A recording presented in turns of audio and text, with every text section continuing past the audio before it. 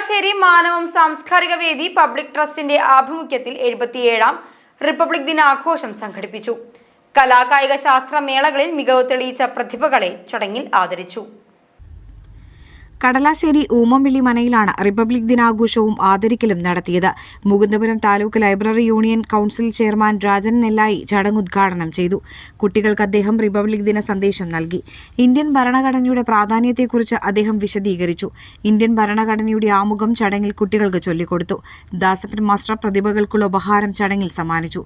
PG Ramakrishnan, P Unnikrishnan, Vallachira ഗ്രാമപഞ്ചായത്ത് 5ാം ward അംഗം Soumya Rajneesh, 6ാം ward അംഗം സുജിത, ചേർപ്പ് ബ്ലോക്ക് പഞ്ചായത്ത് അംഗം TN ജയശങ്കർ, C വിജയൻ എന്നിവർ സംസാരിച്ചു.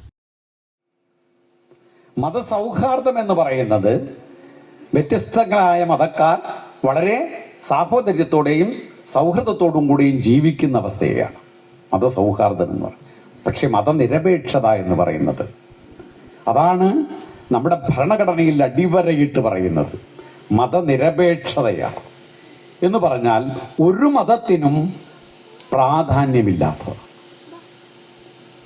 ഒരു മതത്തിനും പ്രാധാന്യമില്ല, ഒരു മതത്തെയും നിരാകരിക്കുന്നുമില്ല.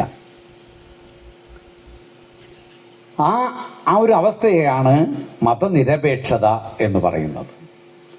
മറ്റേതൊരു മതങ്ങൾക്കുള്ള എല്ലാ അവകാശങ്ങളും മറ്റേതൊരു മതത്തിനും ഉണ്ട്.